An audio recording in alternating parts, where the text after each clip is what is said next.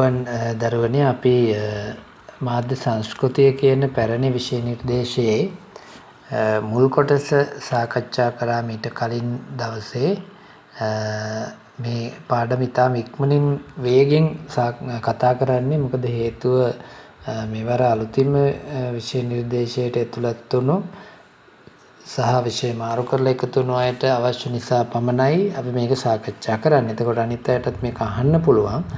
හැබැයි ඊටාම වේගින් සාකච්ඡා කරන්න. තේරෙන්නේ නැති කෙනෙක් ඉන්නවනම් නැවත නැවත අහලා තේරුම් ගන්න වෙනවා. පන්තියේදී වගේ ලොකු පැහැදිලි කිරීම් වලට යන්න බෑ. ඊටා ඉක්මනින් පාඩම් ටික කරන්න ඕන නිසා. මාධ්‍ය සංස්කෘතියේ බලපෑම තමයි අපිට සාකච්ඡා කරන්න තියෙන්නේ. මේ බලපෑම ආකාර තුනකට සිද්ධ වෙනවා. එකක් තමයි සංස්කෘතික කම්පනය, අනිත් එක තමයි සංස්කෘතික හෝමාරුව, අනිත් එක සංස්කෘතික ආක්‍රමණය. මේ අනුමාත්‍රිකා තුන අනිවාර්යයෙන්ම ටිකක් තදින් මතක තියාගන්න. මොකද පහුගිය කාලෙම මේ කොටස් තුනෙන් නිතර ප්‍රශ්න හැදුනා. සහ මේ සැරෙත් පැරණි විෂය නිර්දේශය යටතේ ප්‍රශ්න හැදෙන්න තියෙන ඉඩකඩ බොහොම වැඩි, බොහොම ඉහළයි. ඒ හින්දා අනිවාර්යෙන් මේ කරුණු තුන මතක තියාගන්න. හොඳට මතක තියාගන්න මේකේ තියෙන කරුණු මොනවද කියන එක සහ උදාහරණත් එක්ක. 6.3.1 යටතේ සංස්කෘතික කම්පනය අපි කතා කරන්නේ. ඇත්තටම කම්පනයක් කියලා කියන්නේ යම් කිසි දෙයක් නිසා, බාහිර බලපෑමක් නිසා යම් පුද්ගලයෙකුගේ මනසේ ඇතිවෙන වෙනසක්නේ. ඒ මනසේ ඇතිවෙන වෙනස අපි සලකන්නේ සංවේදීතාවයක් විදිහට.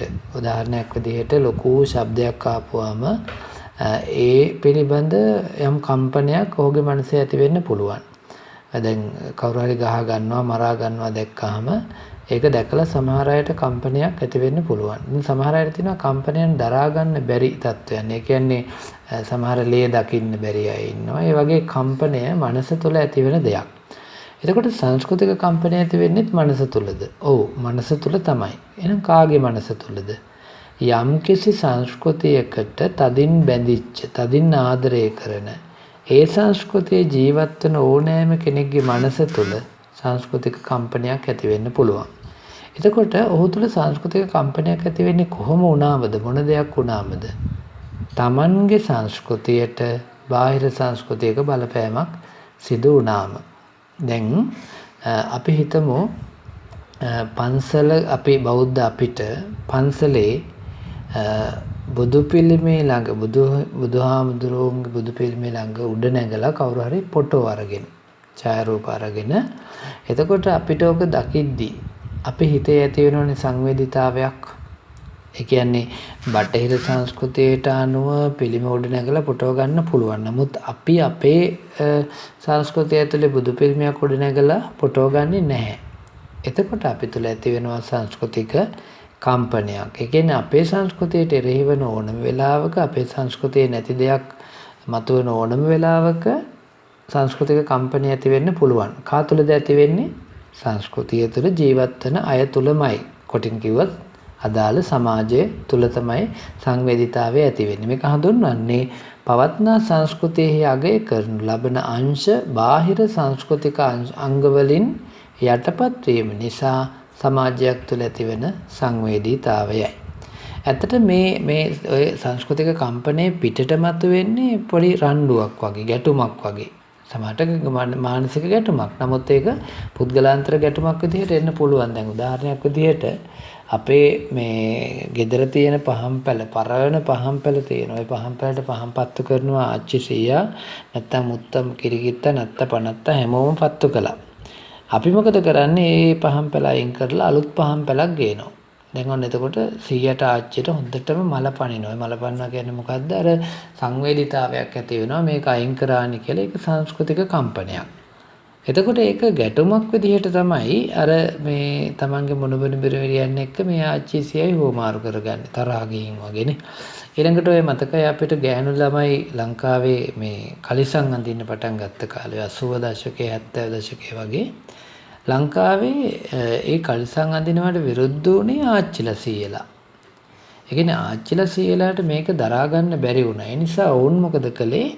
ගැටුමක් බවට පත් කරගත්තා. මේක ගැටුමක් වගේ තමයි ගියේ. නිසා මේ යම් සංස්කෘතියක සිදුවෙන, බාහිර සංස්කෘතියකින් සිදුවෙන බලපෑම ඇත්තටම අවසානයේදී අපිට තීරණය කරන්නේ මේක ගැටුමක් වගේ.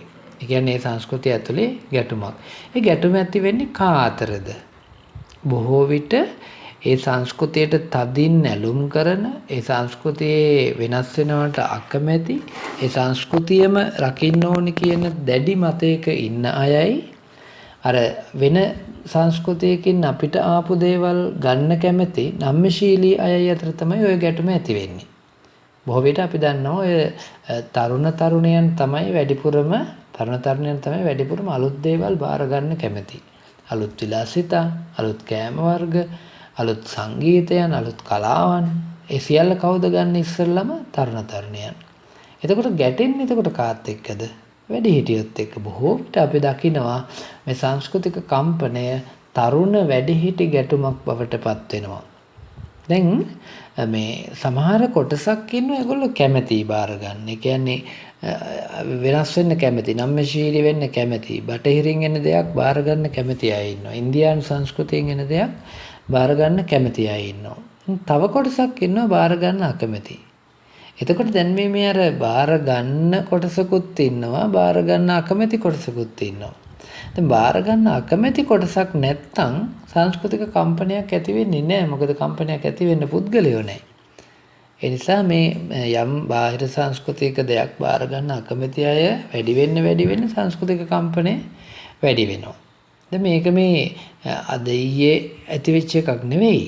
ඒක ඉතිහාසයේ ඉඳලම තිබුණා. දැන් ඉතිහාසයේ ඉඳලම බෞද්ධ සංස්කෘතියට හින්දු සංස්කෘතිය එකතු වෙනකොට, හින්දු සංස්කෘතියට බෞද්ධ ලක්ෂණ එකතු වෙනකොට මේ යම් කම්පනයක් ඇති වුණා. ඒ පොඩි සමාජයන් වල පිළිගත්තු පොඩි දේවල් නැති වෙලා යනකොට, සිරිත් නැති වෙලා යනකොට ඒ සංස්කෘතිය ඇතුළේ ඉන්න අයට යම් කම්පනයක් ඇති වුණා. අදටත් එහෙමයි, හෙටත් එහෙමයි. එතකොට දැන් මේකට ප්‍රධානම හේතුවක්, මේ සංස්කෘතික කම්පනයට ප්‍රධානම හේතුවක් විදිහට අපිට හඳුනා ගන්න පුළුවන් යම් සංස්කෘතියක තදින් ඇලිලා බැඳිලා ඉන්නවා නම්. එතකොටනේ නැති වුනහම දුක දැනෙන්නේ, රිදෙන්නේ නේ. දැන් අපිට කාට හරි ගහනවා නම් බනිනවා නම් රිදෙන්නේ අපේ කෙනෙක්ගේ වුණොත්. අපි තදින් බැඳිලා ඉන්න කෙනෙකුට ගැහුවොත් මැරුවොත් තමයි අපිට රිදෙන්නේ. ඒ වගේම තමයි අපි සංස්කෘතියත් එක්ක තදින් බැඳිලා හිටියොත් තමයි අපිට මේ සංස්කෘතික කම්පනය ඇති වෙන්නේ. ඊළඟට විරෝධී සංස්කෘතිය කියනවනේ අපි. දැන් අර සංස්කෘතික මූලිකාංග වල අපි ඉගෙන ගත්තානේ. පවතින සංස්කෘතියේ තියෙන යම් දෙයකට විරුද්ධව පැන නගින ඕනෑම දෙයක් විරෝධී සංස්කෘතියක් කියලා. එතකොට මේ සංස්කෘතියට එරෙහිව යම් විරෝධී සංස්කෘතියක් මතුවෙනකොට අන්න අර සංස්කෘතිය ඇතුලේ ඉන්න අයට, දැඩි මතධාරීන්ට රිදෙන්න ගන්නවා. ඒගොල්ලෝ මේක ප්‍රතික්ෂේප කරන්න ගන්නවා. එතකොට දන්නේම නැතුව සංස්කෘතික කම්පනයක් ඇති වෙනවා. ඊළඟට විරෝධී සංස්කෘතිය බිහි වෙන එකත් සංස්කෘතික කම්පනය ඇතිවීමත් කියලා කියන්නේ මේ අපිට බැලුවොත් නම් පේන්නේ මේ නිර්මාණය කරපු කෘතිම දෙයක් කියලා නෑ. මේක ඉතා ස්වභාවික දෙයක්. ලෝකේ පවතින ඕනෑම සංස්කෘතියක යම් විරෝධී ලක්ෂණයක්, විරෝධී දෙයක් ඇති වෙන්න පුළුවන් නේද? ඒ වගේම ඒ විරෝධී සංස්කෘතිය නිසා ඒ සංස්කෘතිය තුළ පැන නගින අලුත් සංස්කෘතික ලක්ෂණත් එක්ක සංස්කෘතිය ඇතුළේ ඉන්නට රිදෙන්නත් පුළුවන්. උදාහරණයක් විදිහට ගත්තොත් මේ වැඩි ජනතාවගේ සංස්කෘතිය වැඩි ජනතාව ගරු කරනවා. අපිටම එක වැඩි මේ දරුවෙක් මේ අපේ සාමාන්‍ය සමාජයට ඇවිත් ඒ සමාජයේ ගති ලක්ෂණ ගෙනියනවා අර වැඩි සංස්කෘතියට. අන්න එතකොට වැඩි සංස්කෘතිය ඇතුළේ ඉන්න අයට කම්පනයක් ඇති වෙන්න පුළුවන්. ඉතා පැහැදිලිව කම්පනයක් ඇති වෙන්න පුළුවන්. ඒ නිසා තමයි අපි කියන්නේ මේ විරෝධී සංස්කෘතිය බිහිවීමත් ඊළඟට සංස්කෘතික කම්පනය සිදුවීමත් කෘත්‍රිමව නිර්මාණය කරන ලද්දක් නෙවෙයි. මෙය ස්වභාවිකව සිදුවන දෙයක්. කෘත්‍රිමව නිර්මාණය කරන ලද්දක් නෙවෙයි. මෙය ස්වභාවිකව සිදුවන දෙයක්. කලින් අපි කිව්වේ සංස්කෘතික කම්පනයක් ඇති වෙනවා කියලානේ. දැන් සංස්කෘතික කම්පනයක් ඇති වෙන්නේ යම් බාහිර සංස්කෘතියක බලපෑමක් හින්දා කියලා කිව්වනේ. දැන් සංස්කෘතික හුවමාරුව සහ සංස්කෘතික ආක්‍රමණය කියන කාරණා දෙක, කියන්නේ ඊළඟට අපි සාකච්ඡා කරන්න කියන කාරණා දෙක එක්ව තේරුම් ගත්තම ටිකක් විතර ලේසියි. අපි එකතු කරලා තේරුම් ගන්න කලින් මේ දෙක වෙන වෙනම යන්තමින් තේරුම් අරගෙන ඊට පස්සේ බලමු මේ ආක්‍රමණය සහ හුවමාරු අතර තියෙන සම්බන්ධය මොකද්ද සහ වෙනස මොකද්ද කියලා. දැන් සංස්කෘතික ආක්‍රමණය කියන්නේ වෙනත් සංස්කෘතියක අංග තව සංස්කෘතියකට බලහත්කාරයෙන් ඔබවනවා නම්, පොවනවා නම් නැත්නම් යම් සංස්කෘතියක් සම්පූර්ණයෙන් වහලා දාලා බලෙන්ම තව සංස්කෘතියක් ඒ මත පතිත කළොත්. උදාහරණයක් විදිහට ලංකාවේ ඉංග්‍රීසීන් විසින් කළේ ලංකාවේ සංස්කෘතිය සම්පූර්ණයෙන් යට කරලා ඒගොල්ලන්ගේ සංස්කෘතිය අපිට බලෙන් දැම්මා. අපි යට කරගෙන අපිට බලෙන් දැම්මා. ඒක සංස්කෘතික ආක්‍රමණයක්.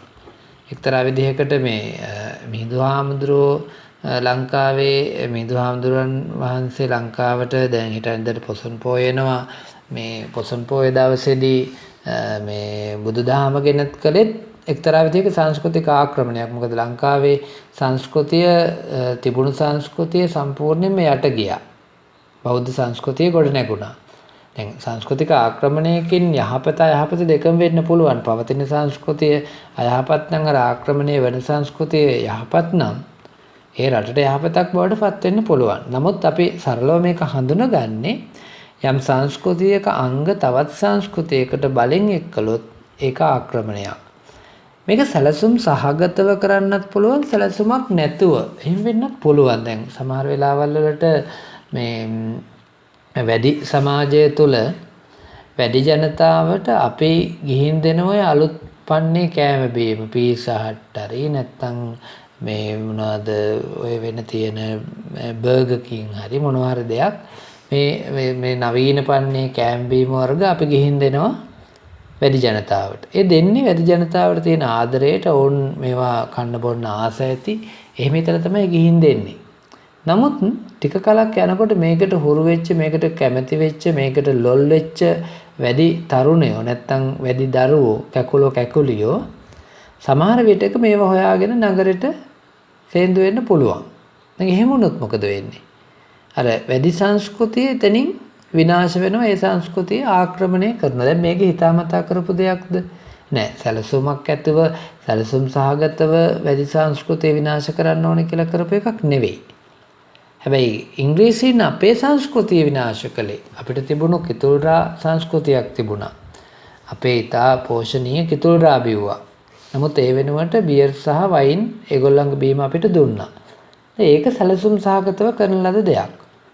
ඇමරිකානු තිරිඟු පිටි විසින් ෂෝට් ටීට්ස් කෙටි කෑම අපිට පුරුදු කරලා අපේ පෝෂ්‍යදායී ආහාර ක්‍රම අපෙන් ඈත් කළා. දැන් අපි කන්නේම පිටි. මොනවා කෑවත් ඒක ඇතුළේ තියෙන පිටි. ලෙඩත් එක්ක. එතකොට ඒක සැලසුම් සහගතව කළේ. ඒ නිසා මේ සංස්කෘතික ආක්‍රමණය එක පැත්තකින් සැලසුමකින් තොරව සිද්ධ වෙන්න පුළුවන්. තව පැත්තකින් සැලසුම් සහගතව වෙන්න පුළුවන්.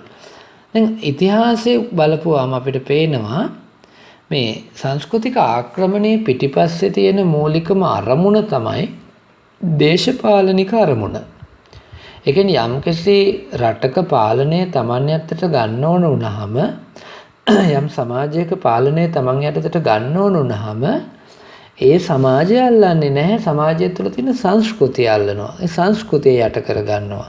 සංස්කෘතිය ආක්‍රමණය කරනවා. එතකොට මොකද වෙන්නේ? අවසන් ප්‍රතිඵලය ඒ සමාජය Taman විසින් යට කර ගන්නවා. එතකොට අර දේශපාලනික සිද්ධි මත එක්ක ඍජුව නැත්නම් වක්‍රව අවසානයේදී සිද්ධ වෙන්නේ අර සංස්කෘතිය යට කරගන්න එක. නැත්නම් ආක්‍රමණය කරන එක. මේක ඇත්තටම කිව්වොත් නූතනයේදී යටත් විජිතවාදයේ මූලික ස්වરૂපය නැත්නම් නූතන ස්වરૂපය කිව්වත් හරි. ඒ කියන්නේ සංස්කෘතික ආක්‍රමණය මෑත කාලයේදී නව යටත් විජිතවාදය කියන්නේ යටත් විජිතවාදයේ කලින් තිබුණේ රටකට ගිහින් රටේ මිනිස්සු යට කරගෙන භූමිය අල්ලගෙන මිනිස්සු යටත් කරගෙන Tamanගේ පැත්තට නම්ම ගන්න එක. දැන් එහෙම කරන්නේ නැහැ. මිනිස්සු යටත් කරගන්නෙත් නැහැ. Tamanගේ භූමිය අල්ලගන්නෙත් නැහැ. දැන් කරන්නේ සංස්කෘතිය අල්ලගන්න එක. දැන් බ්‍රිතාන්‍යයන් ලංකාවට ඇවිත් ලංකාවේ මිනිස්සු එයාලගේ යටතට අරගෙන අපේ භූමිය අල්ලගෙන භූමියත් පාලනය කරමින් සංස්කෘතිය ආක්‍රමණය කළා. නමුත් අද වෙනකොට මොකද කරන්නේ? අද වෙනකොට ඇමරිකානුවන් අපේ ආහාර සංස්කෘතිය ආක්‍රමණය කරලා අපි මාස 2ක් ඇමරිකාවෙන් තිරිඟු පිටි ආවේ නැත්තම් ලංකාවේ කී දෙනෙක් බඩගින්නේ නේද? නේද? සංස්කෘතික ආක්‍රමණය හැටි බලන්නකො. ඒ අපිව යටත් කරගෙන තියෙන්නේ. අපි ඒගොල්ලන්ගේ කොලනියක් බවට පත් කරගෙන තියෙන්නේ. මේක ඍජු හෝ වක්‍රව සිද්ධ වෙන්න පුළුවන්. ඊළඟට මේක පිටිපස්සේ වෙළඳ අපේක්ෂාවකුත් තියෙනවා සංස්කෘතික ආක්‍රමණය පිටිපස්සේ. ඇයි ඒ? දැන් Tamanගේ භාණ්ඩ ටික අලෙවි කරගන්න නෙමෙයි ආක්‍රමණය කරන්නේ. දැන් අපි කලින් ගත්ත උදාහරණෙම ගත්තොත් ඇමරිකානු තිරිඟු පිටි ව්‍යාපාරිකයාට Tamanගේ තිරිඟු පිටි ටික අලෙවි කරගන්න ඕන නිසා ਉਹ ලෝකේ පුරාම තිරිඟු පිටි කෑම නැත්තම් පිටි කෑම පුරුදු කළා. එතකොට පිටිපස්සේ තියෙන්නේ මොන අරමුණක්ද? වාණිජ වෙළඳ අරමුණක්. ඊළඟට මේ සාමාන්‍යයෙන් අර සැලසුම් සහගතව සිදුවන සංස්කෘතික ආක්‍රමණයේදී දැන් අපි සැලසුමකින් තොරව සිදුවන සංස්කෘතික ආක්‍රමණයකදී අපිට උදව් කරන්න කවුරුත් නැහැ. ඒක සැලසුමක් නැහැ. ඉබේට නැත්තම් අත්තර දීමකින් වගේ සිදුවෙන දෙයක් නේ. හැබැයි සැලසුම් සහගතව ආක්‍රමණය කළොත් අනිවාර්යෙන් උදව් දෙන කෙනෙක් ඉන්නවා. කවුද? මාධ්‍ය. මාධ්‍යයට පුළුවන් යම් සංස්කෘතියක් ආක්‍රමණය කරන්න. මාධ්‍යයට පුළුවන් යම් සංස්කෘතියක් සම්පූර්ණයෙන් වහලා දාන්න. එහෙම අවස්ථා ඕනතරම් අපිට හමු වෙලා තියෙනවා. ඒ නිසා මාධ්‍ය මේ සංස්කෘතික ආක්‍රමණයේදී ප්‍රධාන භූමිකාවක් ඉටු කරනවා. ඊළඟට මුලින් සංස්කෘතික ආක්‍රමණයක් වශයෙන් තමයි මේක එකතු වෙන්නේ. හැබැයි පස්සේ ඒක සංස්කෘතික කොටසක් බවට පත් වෙන්නත් පුළුවන්. දැන් උදාහරණයක් විදිහට මේ බ්‍රිතාන්‍යයන් විසින් අපිට අපිව ආක්‍රමණය කරලා ඒගොල්ලන්ගේ දීපු සිරිත් විරිත් ගොඩක් අපි දැනටත් රකින්නවා, අදටත් රකින්නවා. එතකොට ඇත්තටම සංස්කෘතික ආක්‍රමණයක් වගේ තමයි ආවේ නේද? හැබැයි පස්සේ ඒක අපේ සංස්කෘතියේ කොටසක් බවට පත් වෙනවා. එතකොට අර ආක්‍රමණය කළාද නැත්නම් අපි නිර්මාණය කළ එකක්ද කියලා හොයාගන්න බැරි තරම්. එහෙම දේවල් ඕන තරම් ලෝකේ තියෙනවා, ලංකාවෙත් තියෙනවා. ඊළඟට සංස්කෘතික ආක්‍රමණයේ බලහත්කාරයෙන් නැත්නම් උපක්‍රමශීලීව වෙන්න පුළුවන්. දැන් බලහත්කාරයෙන් සංස්කෘතික ආක්‍රමණයක් වුණොත් එහෙම අර ඒ පවතින සංස්කෘතිය ඒක හොඳටම දන්නවා. නමුත් උපක්‍රමශීලීව සංස්කෘතිය ආක්‍රමණයක් කරන්න පුළුවන්. එතකොට අනිත් අය ඒක දන්නේ නැහැ. ආක්‍රමණය වුණා කියලා දන්නේ නැහැ. ඒ කියන්නේ අපි දන්නේ අපි ආක්‍රමණයට ලක් වුණාද කියලා උපක්‍රමශීලීව. දැන් පිටි කෑම වලදී එහෙමයි කරේ. ඊළඟට ඉන්දියාව බජාජ් බයිසිකල් හරහා කළෙත් ඒක. බජාජ් බයිසිකල් සහ ත්‍රිරෝද රථ හරහා ලංකාව සම්පූර්ණයෙන් තමන්ගේ සංස්කෘතිකමය වශයෙන් සහ ආර්ථිකමය වශයෙන් යටත් විජ දෙයක් බවට පත් කරගත්තා. නේද? එතකොට දැන් ඒ කාරණා සියල්ලම අපිට කියන්නේ මේ සංස්කෘතික ආක්‍රමණය අර යම්කිසි ආකාරයක මේ එක පැත්තක කැමැත්තකින් තව පැත්තක අකමැත්තකින් සිද්ධ වෙන දෙයක්. ඒක උපක්‍රමයක් යෙදුවත් එහෙමයි, උපක්‍රම නැතුව ස්වභාවික වුණත් එහෙමයි. අපි කැමති නෑනේ අපේ සංස්කෘතිය තව කෙනෙක් යට කරගන්නවට. අපි කැමති නෑනේ අපේ සංස්කෘතිය තව කෙනෙක්ගේ සංස්කෘතියකට යට වෙනවට නේද? ඒ හින්දා තමයි ගොඩක් වෙලාවට ඔය උපක්‍රම පාවිච්චි කරන්නේ. ඒ කියන්නේ නොදැනෙන්න සංස්කෘතියක් අල්ලගන්න පුළුවන්. ඇමරිකානුවන්ට අපිට නොදැනෙන්න අපේ සංස්කෘතිය අල්ලගත්තනේ. ජපානයේ අපිට රූපවාහිනී ඉස්සලම නිකන් දීලා ඒ ජපානයේ විසින් ඒගොල්ලන්ගේ වැඩසටහනුත් අපිට දුන්නා. ඊළඟට ඒගොල්ලන්ගේ රූපවාහිනී යන්ත්‍ර අපිට මිලදී ගන්න වුණා. දැන් ඒගොල්ලෝ කලේ අපේ සංස්කෘතියට අලුත් මාධ්‍යයක් එකතු කරලා ඒ හරහා ඕන් අපේ සංස්කෘතිය ආක්‍රමණය කරලා Tamanගේ බඩු ටික අපේ සංස්කෘතියට විකුණ ගත්තා. ඒ නිසා මේ සංස්කෘතික ආක්‍රමණය බලහත්කාරයෙන් නැත්නම් උපක්‍රමශීලී වෙන්න පුළුවන්. ඒකෙදි එක පාර්ශවයක් කැමති, අනෙක් පාර්ශවය අනිවාර්යයෙන්ම කැමති නැහැ. ඊළඟට අපේ සංස්කෘතික හෝමාරුව කියන බලපෑම පිළිබඳ සාකච්ඡා කරන්නේ. ඇත්තට මේ මාධ්‍ය සංස්කෘතිය බලපෑම අපි ප්‍රධාන මාතෘකා 3ක් ඔස්සේ සාකච්ඡා කරන්න දරුවනේ. එක සංස්කෘතික ආක්‍රමණය කියන කාරණේ, ඊළඟට සංස්කෘතික කම්පනය කියන කාරණේ, ඊළඟට සංස්කෘතික හෝමාරුව. දැන් සංස්කෘතික කම්පනයක් ඇති වෙන්නේ බොහෝ විට අර ආක්‍රමණයේදී කම්පනයක් ඇති වෙන්න පුළුවන්. හෝමාරුවකදී කම්පනයක් ඇති වෙන්න තියෙන ඉඩ කඩ බොහොම අඩුයි. හේතුව සංස්කෘතික හෝමාරුවක පාර්ශව දෙකම, ඒ සංස්කෘතීන් දෙකම ඉතා කැමැත්තෙන් මේක කරන්නේ. සමාජීය වශයෙන් ගත්තහම ඒ සමාජ දෙකටම මේ හෝමාරුව වැදගත්. උදාහරණයක් විදිහට ජපානයේ සහ ශ්‍රී ලංකාව අතරේ සංස්කෘතික ලක්ෂණ දෙකක් හෝමාරු කරගත්තාම ඒ සංස්කෘතික ලක්ෂණ දෙකම එක පැත්තකින් ජපානයට වැදගත්, අනිත් පැත්තෙන් අපිට වැදගත්. ඒ වැදගත් නිසානේ හෝමාරු කරගන්නේ. එතකොට එහිදී බලින් පටවන දෙයක් නැහැ. බලින් දෙන දෙයක් නැහැ. දැන් අපේ ආහාර සංස්කෘතිය ජපානයට දෙනවා. ජපානයේ ආහාර සංස්කෘතිය අපිට ගන්නවා. එතකොට මේ දෙපාර්ශ්වය අතර තියෙන යහපත් ලක්ෂණ හෝමාරු කර ගන්නවා. යහපත් ලක්ෂණ නම් බැහැර කරනවා. එතකොට සංස්කෘතික හෝමාරුව සමාජීය වශයෙන් ඉතා ඵලදායකයි. සමාජයක් තුළ යහපැවැත්මක් ඇති කර ගන්න. ඊළඟට මේ සාමාන්‍යයෙන් අපි දන්නවා ලංකාවේ දෙමළ සහ සිංහල ජනතාව අතරේ බැඳීම සාමාන්‍යයෙන් ටිකක් තද බල විදිහට තියෙනවා. දැන් උඩින් අපි ගැටෙන්න උත්සාහ කරාට සිංහල දෙමළ ජනතාව අතරේ සංස්කෘතිකමය වශයෙන් යම් බැඳීමක් තියෙනවා. විශේෂයෙන් සිංහල හින්දු අලුත් අවුරුද්ද අපි අලුත් අවුරුද්ද සමරන්නේත් එකටමයි.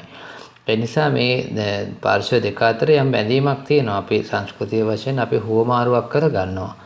ඊළඟට ඓතිහාසිකව බලපුවාම හැම සංස්කෘතියකම තියෙන හුවමාරු වෙච්ච අංග. උදාහරණයක් විදිහට ගත්තොත් ලංකාවේ අපි විශ්වාස කරනවා ඉන්දියාවෙන් අපිට ලැබිච්ච සංස්කෘතික අංග බොහෝයි. විශේෂයෙන් ඔය කලාව වගේ අවස්ථාවන්වලදී, සංගීතය වගේ අවස්ථාවන්වලදී, නර්තනය ඒ වගේ අවස්ථාවන්වලදී ඊළඟට ජපානයෙන් අපිට ලැබිච්ච සමහර සංස්කෘතිකාංග තියෙනවා. අපි කැමැත්තෙන් අපි ගත්ත සහ අපෙන් ජපානයට ගියපු දේවලුත් තියෙනවා. උදාහරණයක් විදිහට ගත්තාම දැන් අපේ ලංකාවේ බෞද්ධ ආගම මේ මුල් වෙච්ච බෞද්ධ දර්ශනය මුල් වෙච්ච ඒ සංස්කෘතික ලක්ෂණ ජපානයේ තුළ Tamanගේ මේ අධ්‍යයන කටයුතු සඳහා පවා පාවිච්චි කරලා තියෙනවා. දැන් අපි චීනය තුළ බෞද්ධ ඌරුවක් තියෙන. එතකොට චීනය අපි අතරේ යම් සංස්කෘතික හෝමාරුවක් සිදු වෙනවා. එතකොට මේ සංස්කෘතික හෝමාරුව ඉතිහාසයේ ඉඳලම තිබුණා, අදටත් තියෙනවා. මේකෙදි දෙපාර්ශ්වයම කැමැත්තෙන් බාර ගන්න එක වැදගත් කාරණයක්. සංස්කෘතික ආක්‍රමණයේදී අපි කිව්වේ එක් පාර්ශවයක් කැමති අනිත් පාර්ශවයට බලින් පටවන තත්ත්වයක් තිබුණේ නේද? අනිත් පාර්ශවයේ සංස්කෘතිය යට කරගෙන තමන්ගේ සංස්කෘතිය මතු කිරීමක්. නමුත් මේකෙදි සිද්ධ වෙන්නේ කැමැත්තෙන් තමයි දෙපාර්ශවයම බාරගන්නේ. ඊළඟට දැන් මුලින් හෝමාරුවක් කරගෙන අපි ඉන්දියාවෙන් සංස්කෘතියක් ලංකාවට අරගෙන අපි ටිකක් කල් ගියපුවා මේක අපේ සංස්කෘතියක් බවට පත් කරගන්නවා. ඒක නම් හැබැයි ආක්‍රමණයේදී තුනා සංස්කෘතික ආක්‍රමණය හරහා පෘතුගීසීන්, ලන්දේසීන්, ඉංග්‍රීසීන් අපිට දීපු සමහර දේවල් දැන් අපේ වගේ අපි පාවිච්චි කරනවා.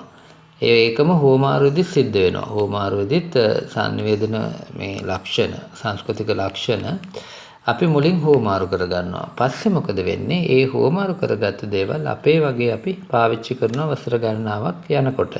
ඊළඟට සාමාන්‍යයෙන් මේ සමාජීය වශයෙන් අපි කියවනේ කලින් ජාතීන් අතර ගැටුම් තියෙනවා නම් ඒ ගැටුම් විසඳ ගන්න තියෙන හොඳම ක්‍රමය තමයි සංස්කෘතික හුවමාරුව. ඒ සඳහා භාෂාවත් ප්‍රධාන වශයෙන් බලපානවා. හැමෝම එක භාෂාවක් භාවිත කරන්න පුළුවන් නම් ඉතා පහසුවෙන් සංස්කෘතියෙන් හුවමාරු කරගන්න පුළුවන්කම තියෙනවා. ඊළඟට සංස්කෘතික හෝමාරුව රටවල් දෙකක් අතරේ බැඳීම් ඇති කරගන්න. දැන් උදාහරණයක් ඉන්දියාව සහ පාකිස්තානයේ ගැටෙනවා. ඔවුන් මුලින් එක රටක් විදිහට තිබිලා පස්සේ වෙනත් රටවල් දෙකක් විදිහට බෙදලා ගිහින් දැන් තවම ගැටෙනවා. නමුත් මේ දෙකොට්ටාශයට පුළුවන් නම් ඒ සංස්කෘතික ලක්ෂණ හෝමාරු කරගන්න මේ දෙකොට්ටාශය අතරේ ගැටීම් ඇති වෙන්නේ නැහැ. ඊළඟට සංස්කෘතික හෝමාරුව එක අපි ආක්‍රමණය වගේම සැලසුම් කරලා ඕනෙනම් කරන්නත් පුළුවන්.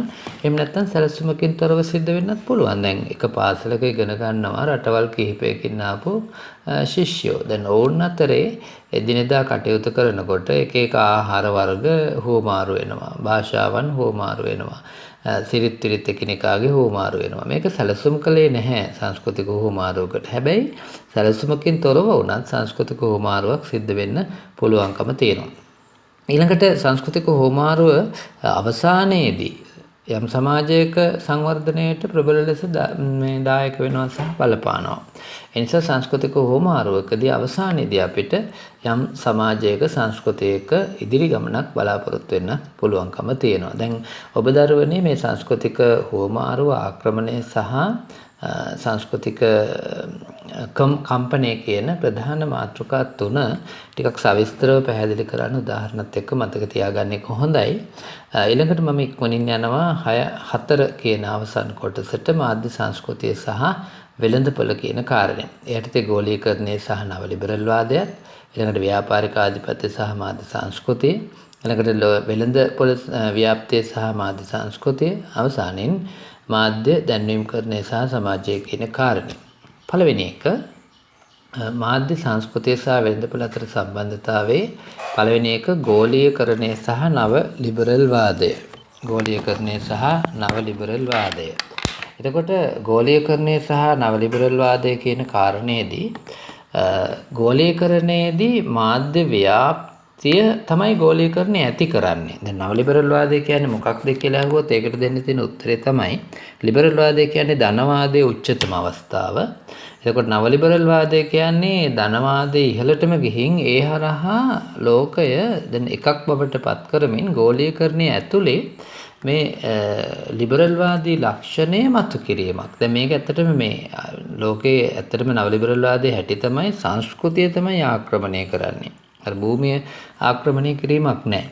ඒකට ගෝලීකරණය කියලා කියන්නේ ජනමාධ්‍ය යම්කිසි දවසක විශ්වයම ආවරණය කළාම විශ්ව ගම්මාන සංකල්පය බිහි වෙනවා කියලා අපි කතා කළා 4 වෙනි පාඩමේදී. නේද?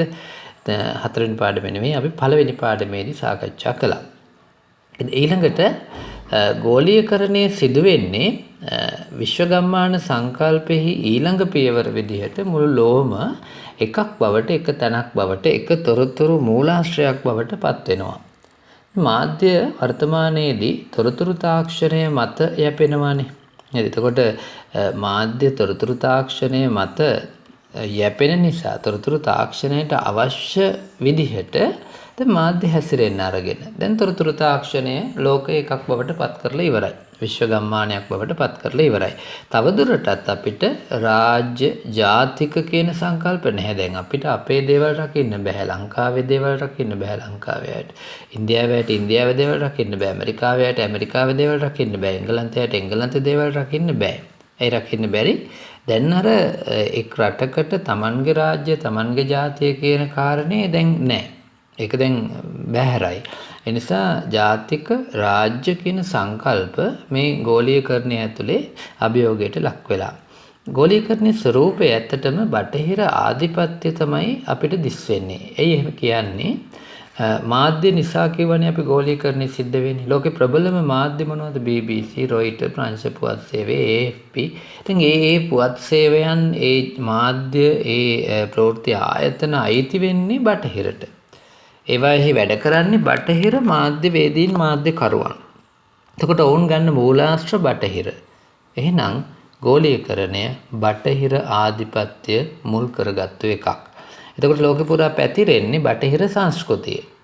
ඒක නවත්තන්න බෑ වර්තමානයේදී. එහෙමනම් කරන්න තියෙන්නේ නැගෙනහිර කලාපේ නැත්නම් පෙරදිග කලාපේ මාධ්‍යයක් ප්‍රබලත්වයට පත් වෙලා ඒ හරහා පෙරදිග සංස්කෘතිය ගෝලීකරණයට ලක් කිරීම. නමුත් දැනට සිද්ධ වෙන්නේ ලෝකේ බටහිර ආධිපත්‍ය ලෝකෙ පුරා පැතිරීම. එනකට ජාතික අනන්‍යතාවය අපේ දේවල් අපේ කියන දේවල් ලෝකෙ තුල තවදුරටත් රැක ගන්න අපිට බෑ.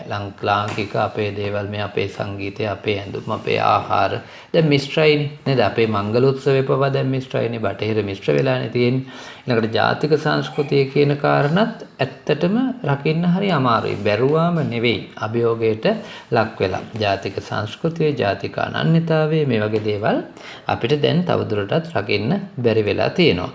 නව ලිබරල් වාදය නිර්මාණය වෙන්නේ ගෝලීකරණයේ අලුත් ප්‍රවණතාවක් විදිහට. නව ලිබරල් වාදයට පදනම සකසන්නේ ගෝලීකරණය. ඒ කියන්නේ අර ලෝකේ පුරා ව්‍යාප්ත වෙච්ච ධනවාදී ක්‍රමය, ලෝකයේ සියලු දේනා මුදල් මත කටයුතු කිරීමේ ක්‍රමය, මුදල් මතම සියලු දේවල් සිදු කරන මේ නව ලිබරල් වාදී ක්‍රමය බටහිර සහ යුරෝපීය ව්‍යාපාරික ආධිපත්‍ය තමයි මුල් කරගන්නේ. උදාහරණයක් විදිහට ගත්තොත් අපේ ලංකාවේ දැනට ක්‍රියාත්මක වන IBM හරි එහෙමත් නැත්නම් McDonald's හරි KFC හරි එහෙමත් නැත්නම් මේ Google සමාගම හරි ඔය කියන බොහෝ සමාගම් බොහෝ ජාත්‍යන්තරව ලෝකයේ ව්‍යාපාර Tamanගේ අතට ගත්ත මේ සමාගම් වල අයිතිය බටහිර සහ යුරෝපීය ව්‍යාපාරිකයන් සතුයි.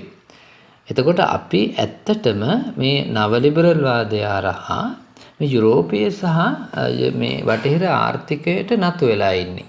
අපි බටහිර ව්‍යාපාර මත තමයි යැපෙන්නේ. ඕන් මත තමයි අපි ජීවත් වෙන්නේ. ඒ නිසා නව ලිබරල් වාදය යුරෝපීය ව්‍යාපාරික ආධිපත්‍ය මුල් කරගෙන තියෙනවා.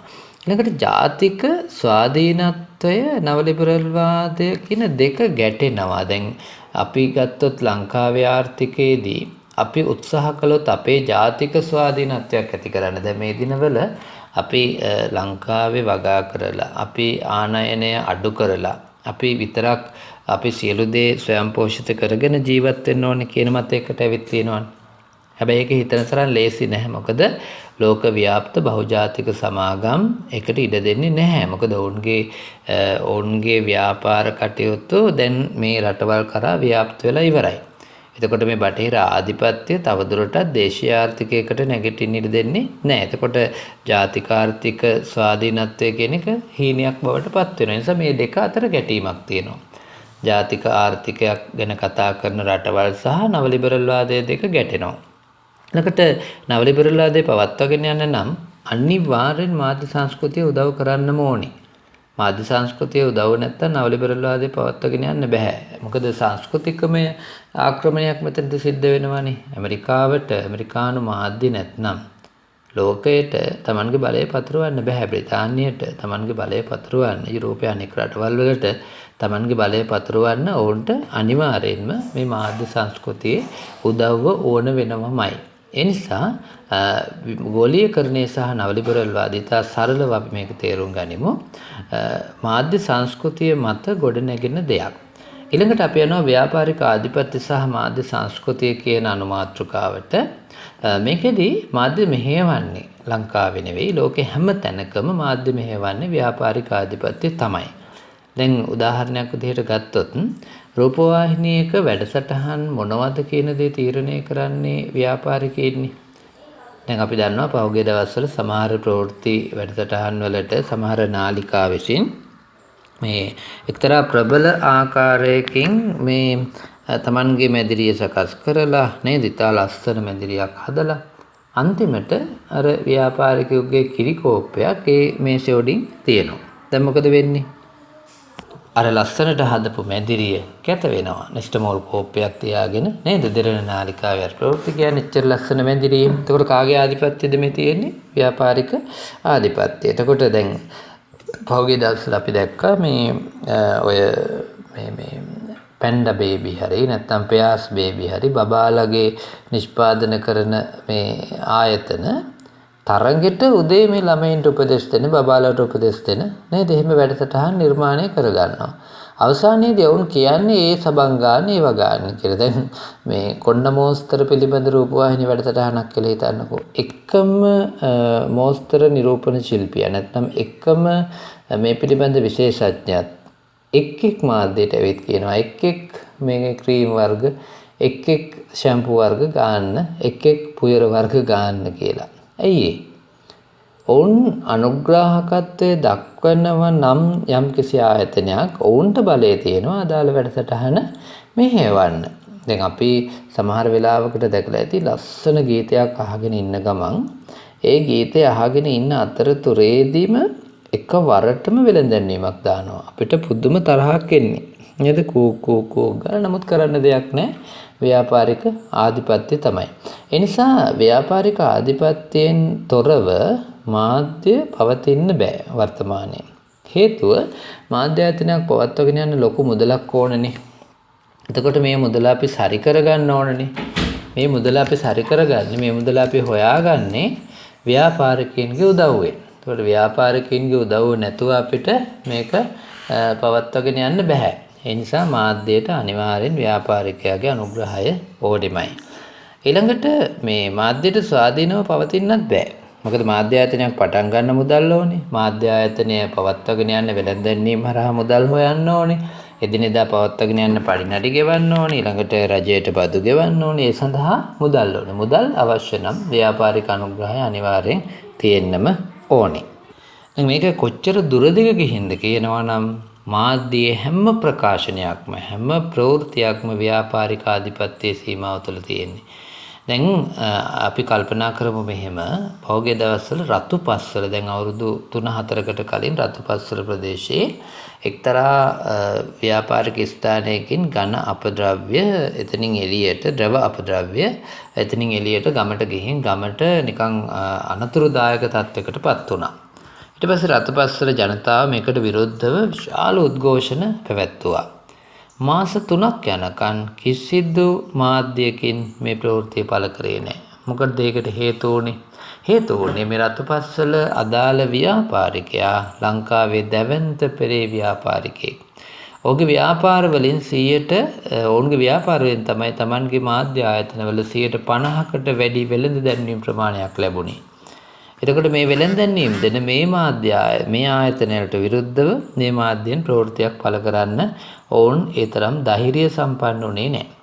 ඒ නිසා මේ මාධ්‍යයේ සියලුම ප්‍රකාශන ප්‍රවෘත්ති වෙන්න පුළුවන්. එහෙම නැත්නම් විනෝද වැඩසටහනක් වෙන්න පුළුවන්. ඊළඟට සාකච්ඡා වැඩසටහනක් වෙන්න පුළුවන්. මේ ඔක්කොම අර ව්‍යාපාරික ආධිපත්‍යයේ සීමාව ඇතුළේ තියෙන ව්‍යාපාරිකයට ඕන දෙයට තමයි කටයුතු කරන්නේ. එතකොට ව්‍යාපාරිකයා මේ නිතරම උත්සාහ කරනවා මාධ්‍ය සංස්කෘතිය මට ඕන විදිහට හැඩගස්ස ගන්න. එතකොට දැන් අපි ගත්තොත් හිරු ස්ටාර් හරි ඩ්‍රීම් ස්ටාර් හරි එහෙම නැත්නම් සිරස සුපර් ස්ටාර් හරි ඔය රියැලිටි වැඩසටහන් කාට ඕන විදිහට හැඩගස්සන්නේ. ව්‍යාපාරිකයින්ට ඕන විදිහට. ව්‍යාපාරිකයින්ට ඕන විදිහට තමයි අදාළ මාධ්‍ය ඒ වැඩසටහන් නිර්මාණය කරන්නේ. ඕනෑම වැඩසටහනක් දැන් ක්‍රිකට් තරගයක් ගහුවත් ක්‍රිකට් තරගයක විස්තර කථනය ගේන්නේ ව්‍යාපාරිකයාට ඕන විදිහට. වෙන එකක් තබා ක්‍රිකට් තරගය පවත්වන්නේ ව්‍යාපාරිකයාට ඕන විදිහට. ඒ නිසා ව්‍යාපාරිකයා මේ සියලු ආධිපත්‍ය තමන් යටතට අරගෙන තියෙන්නේ. තමන්ගේ මුදල් බලය පාවිච්චි කරලා. මිනිස්සුන්ගේ මනස, ඒ කියන්නේ සමාජයේ මනස ව්‍යාපාරිකයට ඕන විදිහට ගලපන්න ඕනනේ. ඒ කියන්නේ දැන් උදාහරණයක් විදිහට එක්සයිස් මැෂින් හදන ව්‍යාපාරිකයාට Tamanගේ එක්සයිස් මැෂින් ටික විකුණ ගන්න ඕනේ මිනිස්සුන්ට. එහෙනම් මිනිස්සුන්ගේ මනස හදන්න ඕනේ අපි මැෂින් එකක් අරගෙන එක්සයිස් කරන්න ඕනේ කියන තැනට. ඊළඟට අපි දවසට 5 වතාවක් අත් හොදන්න ඕනේ කියන තැනට මේ මිනිස්සුන්ගේ මනස හදන්න ඕනේ. ලයිෆ් බෝයි මුදලාලි ඒ සඳහා සල්ලි දෙනවා මාධ්‍ය ආයතන වලට. එක්සයිස් මැෂින් හදන මුදලාලි සල්ලි දෙනවා මාධ්‍ය ආයතන වලට. මොකටද? Tamanට අවශ්‍ය විදිහට Tamanගේ භාණ්ඩය අලෙවි කරගන්න පුළුවන් විදිහට ව්‍යාපාරික මනස හදන්න කියලා. දැන් අපි ගමුකෝ දූ දරුවෝ කියන නාට්‍ය. ගොඩ කාලෙකට කලින් නාලන් මෙන්ඩිස් මේක ලිව්වේ දූ දරුවෝ නාට්‍ය හැමදාම දුකම තමයි අඬනවා පටන් ගන්න හැම ව්‍යාපාරෙම වැටෙනවා. කසාද බඳිනවා අධික කසාද වෙනවා. බබෙක් හම්බුනාම මිනිස්සයා නැති වෙනවා. ඊළඟට මේ හොර හතුරු තියෙනවා. වාහනයක් ගන්නවා වාහනේ හැමදාම මග. ඒතර මේ හැම අවස්ථාවකම අපිට නෙගටිව් ඍණාත්මක දේවල් නේ දෙන්නේ. කවුද දන්නවද මේකට අනුග්‍රහය දක්වන්නේ? ඉන්ෂුරන්ස් ලයිෆ් නේ සෙටින්කෝ ලයිෆ්. එතකොට දැන් මේ ඉන්ෂුරන්ස් සමාගමකට ඕනේ මොකද්ද? ජනතාව තුළ ඍණ මානසිකත්වයක් ඇති කරන්න, බය ඇති කරන්න. එතකොට තමයි ඔවුන් රක්ෂණය සඳහා පෙළඹෙන්නේ. එතකොට ව්‍යාපාරික ආධිපත්‍යයට ගැළපෙන විදිහට මාධ්‍ය මිනිස්සුගේ මනස හදනවා. ඊළඟට මේ ව්‍යාපාරික ස්වභාව මේ ව්යාපාරික ප්‍රජාව මේ ආධිපත්‍ය දුන්නට මාධ්‍ය හරහා අපිට ආධිපත්‍ය පැතිරෙව්වට මේක ටිකක් හැංගිලා තියෙන්නේ. අපිට තේරෙන්නේ නැහැ ව්‍යාපාරිකයාගේ ආධිපත්‍ය තමයි මේ තියෙන්නේ කියලා. ඒක ඉතා ආකර්ෂණීය සීනිවෝල විදිහට තමයි අපිට එන්නේ. ඒ කියන්නේ ඉතා ආකර්ෂණීය විදිහට තමයි මේ ආධිපත්‍ය යටින් තියෙන්නේ. ඒ කියන්නේ අපිට තේරෙන්නේ නැහැ ග්‍රාහකයන් වෙච්ච අපිට තේරෙන්නේ නැහැ මේක පිටිපස්සේ මේ ව්‍යාපාරිකයා ඉන්නවා කියලා. දවසට 5 වතාවක් අත් හොදන්න කිව්වහම අපිට තේරෙන්නේ නැහැ මේ ලයිෆ් බෝයි මුදලාලි මේක කියන්නේ කියලා. ඒ කියන්නේ ඒක ආකර්ෂණීයයිනේ. කියන්නේ දවසට 5 වතාවක් අත් හොදපුවම පිරිසුදු වෙනවා කියන එක ආකර්ෂණීයයි. මේ දවස්වල නම් ටිකක් ඒ පිළිබඳ අපි වැඩිපුරත් මේ අවධානය යොමු කරනවා. දැන් රැයටත් මදින්න කාටත් කියන එක ලස්සන කවියක් කියනවා. අපි බලනවා හරි පිටිපස්සෙන් ඉන්නවා කවුද? පිටිපස්සෙන් ඉන්නේ සිද්ධාලේප මුදලාලි. නේද? එතකොට මේ සිග්නල් මුදලාලි. එතකොට මේ දැන් ඒ විදිහට බලනකොට මේ මාධ්‍යයට ව්‍යාපාරික ආධිපත්‍ය තියෙනවා තමයි. හැබැයි ඒක අපිට පේන්නේ ඒක යට තියෙන්නේ අපිට එන්නේ ඒක ඉතාම ආකර්ශනීය සුන්දර විදිහකට. දැන් මාධ්‍ය ඇයි Tamanට ඕන විදිහට මාධ්‍ය හසුරුවා ගන්න ව්‍යාපාරිකයින් කැමති? ඒකට හේතුව තමයි ජනතාව තුළට Tamanගේ භාණ්ඩය නැත්නම් Tamanගේ සේවාව ගෙනියන්න තියෙන හොඳම ක්‍රමය මාධ්‍ය නිසා. දැන් මාධ්‍ය සංස්කෘතිය හැඩගස්වා ගන්න වෙනමම පර්යේෂණ පවත්වනවා. කවුද? ව්‍යාපාරිකයෝ. ඔවුන් වෙන්නම පර්යේෂණ ආයතන තියෙනවා. ග්‍රාහක පර්යේෂණ, ඊළඟට Tamanගේ භාණ්ඩ මිලදී ගන්න කාටද මේක දෙන්න ඕනි කියන පර්යේෂණ. ඊළඟට අපි දන්නවා දැන් මාධ්‍ය ආයතන වල රේටිං සඳහා වෙනම පර්යේෂණ තියෙනවා. දැන් ඔය කියන්නේ අපි ලංකාවේ අංක 1 පහුගිය කාලේ අපි තමයි අංක 1ට ආවේ කියලා දැන් පහුගිය දවස්වල කියන්නේ ඔයනේ. දැන් එතකොට ඒ කියන ඒ පිරිස ඔය කියන මේ අපි රේටිං වල ඉහළට ආවා කියන පිරිස පර්යේෂණ මත පදනම් වෙලා කරන්නේ. දැන් ඉස්සර නම් මිනිස්සු ළඟට ගිහින් ප්‍රශ්නාවලිය යොමු කරලා එහෙම තමයි පර්යේෂණ කළේ. LMRV වගේ මේ පර්යේෂණ වල. නමුත් දැන් විදුලි සංදේශ නියාමන කමිෂන් සභාවෙන් වෙනමම ඒ රූපවාහිනිය නරඹන වෙලාව කොයිතරම් බලනවාද, මේ වෙලාවේ කී දෙනෙක් බලලා තියෙනවද වගේ තොරතුරු ඒ වෙලාවෙම අපිට දැනගන්න පුළුවන්කම තියෙනවා. ඒ නිසා මේ රේටින්ග්ස් කියන දේවල් පවා විශේෂඥ දැනුමකින් යුතු පුද්ගලයන් හරහා මාධ්‍ය ආයතන ඇති කරගන්නවා. ඒ රේටින්ග්ස් මත අර ව්‍යාපාරිකයා මේ මාධ්‍ය අල්ලගන්න උත්සාහ කරනවා. කියන්නේ වැඩියෙන්ම බලන රූපවාහිනියකට තමයි වෙළඳ දැන්වීම් ලබා දෙන්නත් ව්‍යාපාරිකයින් උත්සාහ කරන්නේ. හරි, ඊළඟට අපි යනවා 643 කියන වෙළඳපොළ ව්‍යාප්තිය සහ මාධ්‍ය සංස්කෘතිය කියන ඊළඟ කොටසට. දැන් මේකෙදී වෙළඳපොළ ව්‍යාප්තිය සඳහා මාධ්‍ය සංස්කෘතිය ඇත්තටම ඉතා ප්‍රබල දායකත්වයක් ඉටු කරනවා. ඒ කියන්නේ වෙළඳපොළ ව්‍යාප්ත කරගන්න ඕනේ නිෂ්පාදකයාට. Taman භාණ්ඩයක් නිෂ්පාදනය කරලා ඒ භාණ්ඩය අලෙවි කරගන්න ඕනේ මිනිස්සුන්ට. එතකොට මිනිස්සුන්ට මේක අලෙවි කරන්න නම් වෙළඳපොළ ව්‍යාප්ත වෙන්න ඕනේ. වෙළඳපොළ ව්‍යාප්ත වෙන්න නම් ඒක මාධ්‍ය සංස්කෘතියට විශාල කාර්යභාරයක් ඉටු කරන්න තියෙනවා. දැන් සාමාන්‍යයෙන් අපි කියන්නේ වෙළඳපොළ ඇත්තටම හදලා දෙන්නේ මාධ්‍ය විසින්. උදාහරණයක් විදිහට ගත්තොත් ඔය පහුගිය දවස්වල අපි දැක්කා ලංකාවේ ආයෝමේ පුරුෂය අරගෙන චැම්පියන් කියලා සබන් වර්ගයක්. දැන් මේ වෙළඳපොළ ඔහු හදන්නෙම මේ මාධ්‍ය මගින්. මාධ්‍ය මගින් තමයි වෙළඳපොළ නිර්මාණය කරන්නේ. බොහෝ ව්‍යාපාරිකයින් Tamanගේ වෙළඳපොළ නිර්මාණය කරගන්නේ මේ මාධ්‍ය පාවිච්චි කරලා. ඒකට හේතුවක් තියෙනවා. ජනතාවට ඉතා සමීප, ජනතාවට වඩා ඉක්මනින් ලං වෙන්න පුළුවන් ක්‍රමයක් තමයි මාධ්‍ය. ඒ නිසා වෙළඳපොළ ව්‍යාප්තිය සඳහා මාධ්‍ය සංස්කෘතිය විශාල දායකත්වයක් ලබා දෙනවා.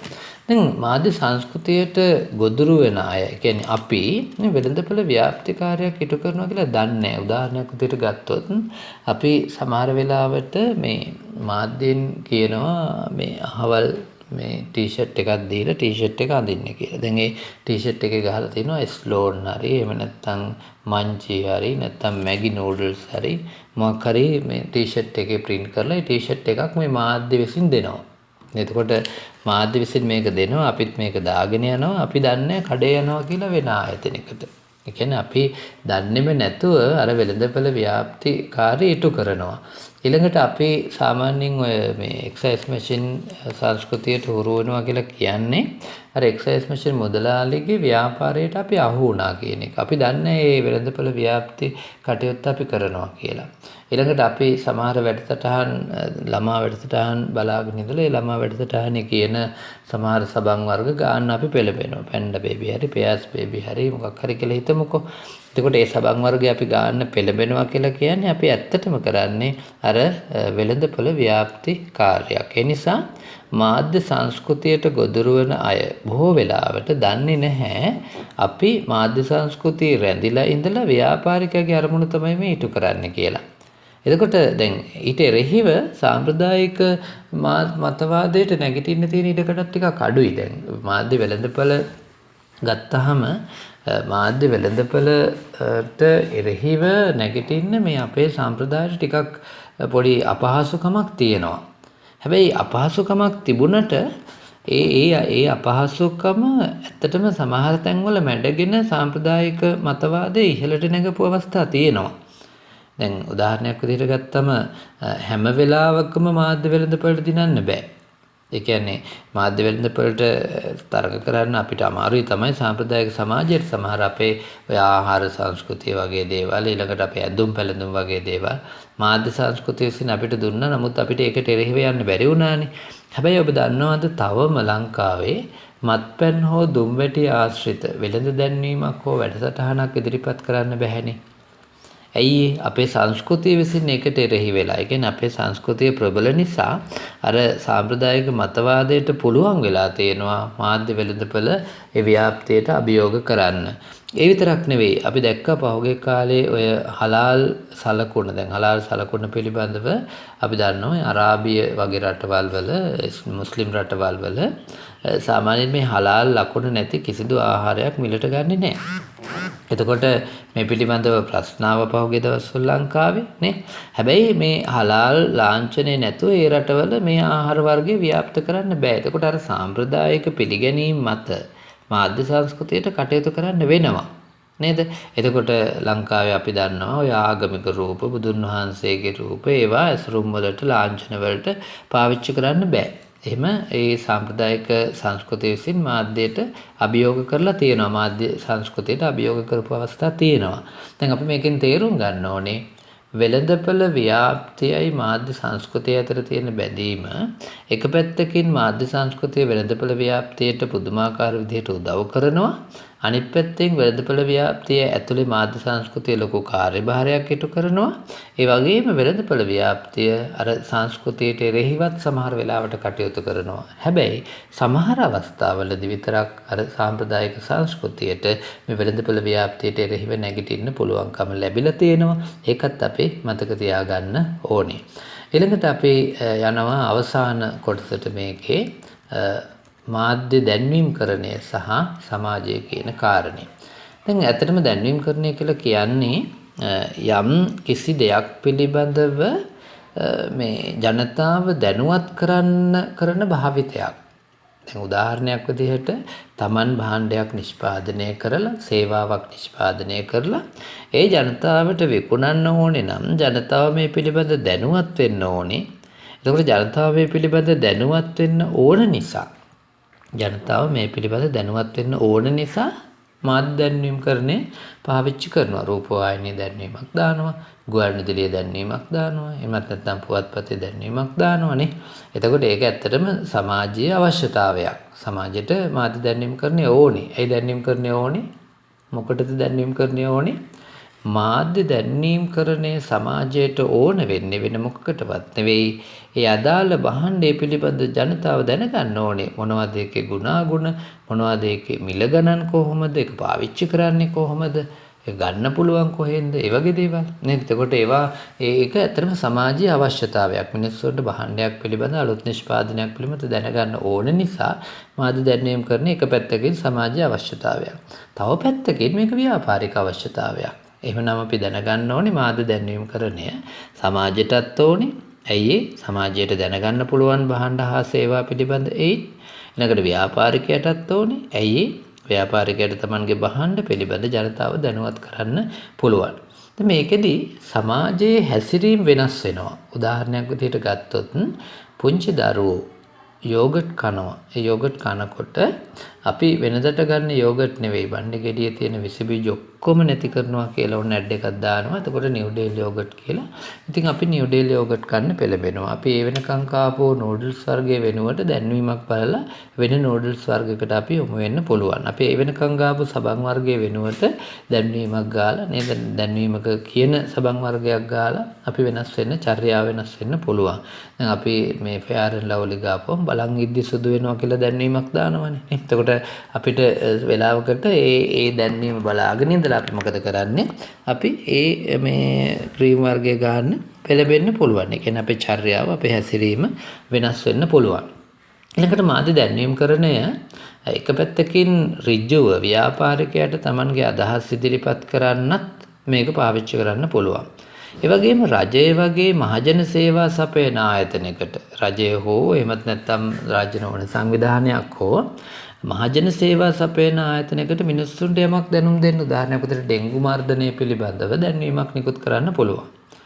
එතකොට ඩෙන්ගු මර්ධනය පිළිබඳ ජනතාවට දැනුවත් කරන්න පුළුවන්. ඒක මහජන සේවාවන් පිළිබඳ අදහස් ජනතාවට දෙන්න පුළුවන්. ඒ විතරක් නෙවෙයි මතවාදය වෙනස් කරන්න. උදාහරණයක් විදිහට ගත්තොත් දේශපාලනික වශයෙන් දැන් අපි දැක්කා පහුගිය දවස්වල මේ පොදු ජන පෙරමුණ ඊළඟට එක්සත් ජාතික පක්ෂය සමගි ජන බලවේගය ජනතා විමුක්ති පෙරමුණනේ රූපවාහිනියෙන් දැන්වීම් දැම්මනේ. ඇයි ජන මතය වෙනස් කරන්න ඕන නිසා. ඒ නිසා ජනමතය දේශපාලනිකව වෙනස් කරන්නත් අපිට පුළුවන්කම ලැබෙනවා දැන්වීම හරහා. ඊළඟට මාධ්‍ය දැන්වීම් කරණය මගින් යම් යම් දේ පිළිබඳව සමාජය තුළ සංවාදයක් ගොඩනගවන්න පුළුවන්. ඒ කියන්නේ උදාහරණයක් විදිහට අලුත් දෙයක් ගැන අලුත් මතවාදයක් පිළිබඳව දැන් මේ දිනවල අපි දකිනවා ඩෙන්ගු පිළිබඳව දැන්වීම් තියෙනවා. ඊළඟට කොරෝනා පිළිබඳ දැන්වීම් තියෙනවා. ඒ පිළිබඳ සමාජය තුළ යම් මතවාදයක් ගොඩනගන්න පුළුවන් දැන්වීම් කරණයට. ඊළඟට මේ දැන් සමහර වෙලාවකට ඔය මේ කාන්තාව හිංසනය පිළිබඳ දැන්වීම අපි දකිනවා. ඊළඟට අපි දකිනවා මේ කාන්තාවට දේශපාලනයට ඉඩකඩ දෙන්න කියන දැන්වීම අපි දකිනවා. ඊළඟට සුනකීන් සත්වයින් පිළිබඳ මේ ආරක්ෂාව තහවුරු කරන්න කියලා සමාජයට දැන්වීම දකිනවා. මේ හරහා යම්කිසි මතයක් සංවාදයක් සමාජය තුළ ගොඩනගවන්න පුළුවන්කම තියෙනවා. එතකොට යම් දැන් භාණ්ඩයක් එහෙමත් නැත්නම් සේවාවක් අපි මිලට ගන්න යනවා නම් ඒ මිලට ගන්න යනකොට අපිට දැන්වීමක් දිහා බලලා ඒක ඉතා මේ විශ්වාසයෙන් මිලට ගන්න පුළුවන්. හැබැයි ඉතින් දැන්වීම් කරුව දැනගන්න ඕනේ. Taman නැති ಗುಣ වයන්නේ නැතුව නේද නිවැරදි තියෙන විස්තර විතරක් කියලා. ඒ අත්‍යවශ්‍ය තොරතුරු ටික විතරක් එකතු කරලා අනවශ්‍ය බොරු දේවල් දැන්වීමට ඇතුළත් නොකර අවංකව මේ වැඩේ කරන්න දැන්වීම් කරුව බලාපොරොත්තු වෙන්න ඕන නිසා හොට ඒක වගකීමක් විදිහට තියෙනවා. කොහොම වුණත් අපි දැන්වීම් කරණයට අහු වෙනවා. සහ අපි දැන්වීම් කරණයත් එක්ක ඇත්තටම වර්තමානයේ බැඳිලා ඉන්නවා. සමාජ චර්යාවන් වෙනස් වෙනවා නේද? ඊළඟට අපි මේකදී යලිමම කියන්නම් ප්‍රධාන වශයෙන් මේකක් සමාජ අවශ්‍යතාවයක් අනිත් එක ව්‍යාපාරික අවශ්‍යතාවයක්. අපි මේ සාකච්ඡා කළේ සංනිවේදනය හා මාධ්‍ය අධ්‍යයනයේ විශේෂෙහි පැරණි විෂය නිර්දේශයේහි මාධ්‍ය සංස්කෘතිය කියන පාඩම. ඒ පාඩම අපි තාම කෙටියෙන් අත්‍යවශ්‍ය කොටස් විතරයි මේ සාකච්ඡා කරන්නේ. ඊළඟට අපි ඊළඟ පාඩමින් හමු වෙමු තව වීඩියෝ එකකින්. ඔබට ආයුබෝවන්.